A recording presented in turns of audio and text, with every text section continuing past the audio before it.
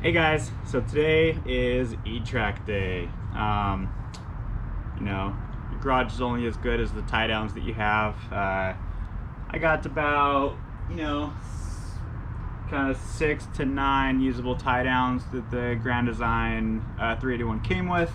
But for my needs, I was thinking about doing the E-Track system just because it gives you a lot more adjustability for tie down points. And, I'll probably be doing like a motorcycle and a side-by-side, not at the same time but at different times. So this will allow me the flexibility to tie down things how I need to. Let's check out the measurements and find out the best place. I want to get some of the tie down points into the frame of the trailer itself. So yeah, let's check it out. Okay, so to start off, I just kind of laid the E-Track in place. Nowhere specific, I just kind of laid it down, lined it up, and so I got a little overlap here. The end of my garage kind of dips down at an angle, so I'll have to cut the E-Track at some point somewhere. I'll probably end it somewhere around here and then cut another small piece. I might extend it down to this angled section, I don't know yet. But yeah, let's go take a look under the trailer and see where my frame is at, because I definitely want to get into the frame of the trailer just for extra stability. So let's check it out. Okay guys, underneath the trailer here, if you see, there's these 3 screws right now coming through. That's one of the existing spots of the current D-ring tie downs that are in the garage that you saw on the floor there. So that's good, because that gives me a reference point of where this lines up to the interior of the trailer. And then backing up a little bit here, so here's the main I-beam frame of the trailer, and I really want to get at least one of the sides into here. I kind of want to stay on the outside edge of the I-beam here, just because if I go to the inside edge, there's nothing wrong with that, but that's where there's like all these little barriers, and it's gonna be a little bit more of a pain to get to. So it'll just make it easier to get bolts through here. There's also, I got this extra plate here I can tap into.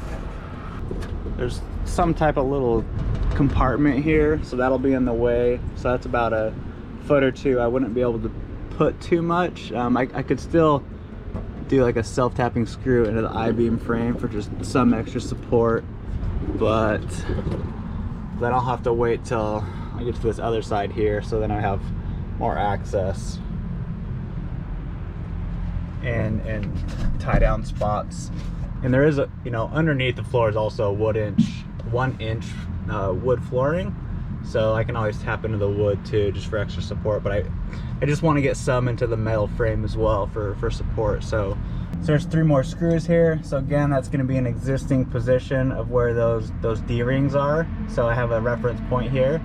Here's my I-beam frame. So let's see what we got for a measurement. Roughly, I just want to do like a quick measurement. So I'm about, not exact, but just about a 6 1/4 inches from where the existing screw is out to the center of the I-beam frame, which is where I want to drill into. So yeah, let's go. I'm gonna line up the inside edge of the I-beam frame to roughly that position and just kind of see where that puts it inside the garage. Okay, so here's one of the D-rings that we saw. So those were the 3 bolts. So roughly, I'm just kind of getting a general idea for now. Roughly 6 1/4 inches is where I want the inside edge of my frame rail to be. I mean my E-Track. So roughly around 6. Pretty much, actually I want the bolt there, not the edge. I want the inside of the bolt about right there. Okay, so that's about where I want my E-track to be. I'm gonna put the others in place just to see what that looks like. In order to get my frame position right, it's about where my E-track's gonna line up. So I think that'll work. Okay, so I got everything lined up here, but before I start drilling, what I'm gonna do is just to make sure, just in case something moves, since I've already measured, I got a paint pen. I'm just gonna kind of mark my potential hole locations. And I'm just gonna do that in a few spots along the track so I know exactly where my points are. So I'm gonna do that now.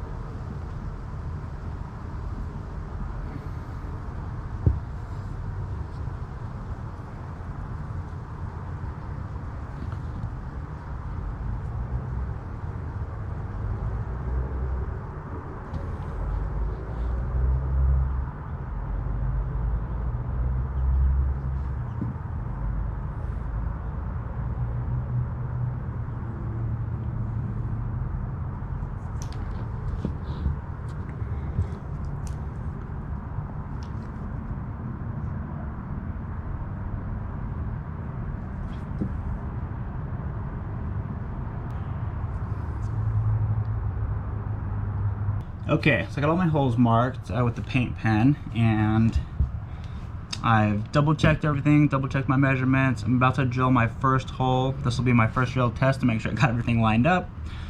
So this should go right through kind of the center of the I-beam frame underneath. So I got just a smaller drill bit here to start off, and I'm gonna start my first hole here and see how this goes.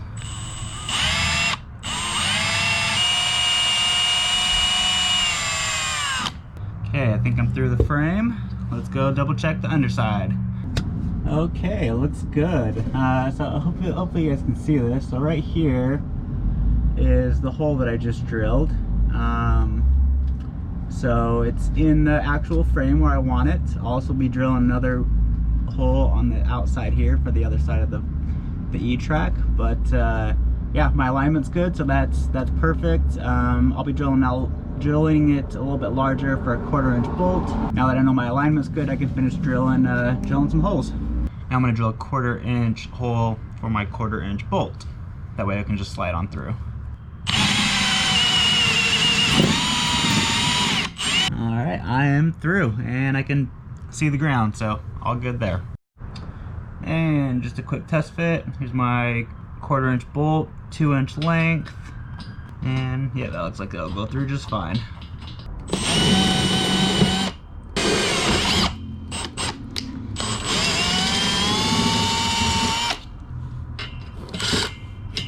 Okay, I have all my holes drilled that I'll be using.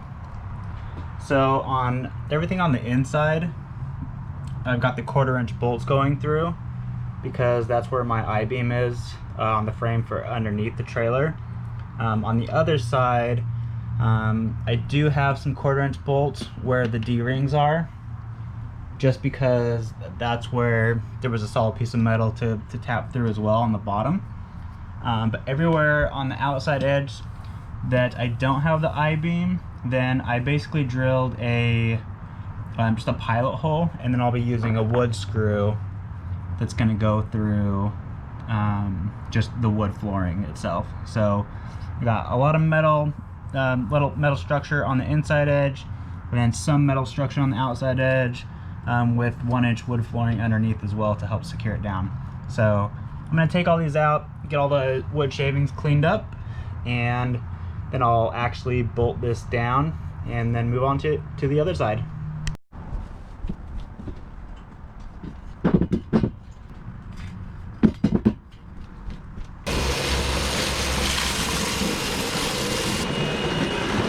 Okay, I got it cleaned up. Now I'm just gonna go ahead and put my through bolts back in, just so those are in place.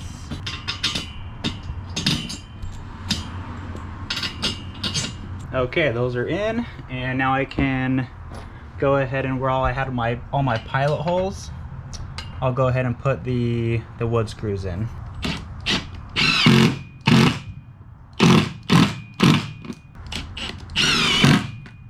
So I got all the wood screws in, and now I need to go put the washer and nuts onto the bottom side for the through bolts that I had. So I have 24 of those, so now I need to get 24 sets of washers and nuts, and then I'll go to the bottom side and get those ready. Okay, so now I'm just going to all my through bolts that I had. You can see here I already have a washer and a nut, so I'm just going to go locate each one of those. I have a nut and a washer, and I'm just going to simply hand tighten those for now, and I will obviously tighten them up, but I don't know if I'll be able to tighten it, because I think if I try to tighten this, it's just going to be spinning from the top side unless I get someone to hold that down. So, but for now, I can at least get them hand tight and get those going. So I'm gonna go through and finish those up. Okay, so that side is all tightened down. All good there. I do have this extra piece that I have to cut, so I didn't bolt this side in yet. So I'm just gonna take a quick measurement and figure out where I need to cut my E-track now to make that fit for the remainder of the length there. Okay, so I've got my line here, took my measurement of where I need to cut.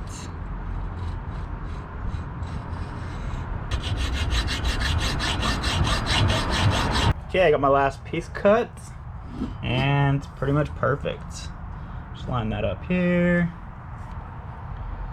and good. So I just need to bolt this guy down now, and yeah, that should be good to go. So let me bolt this guy.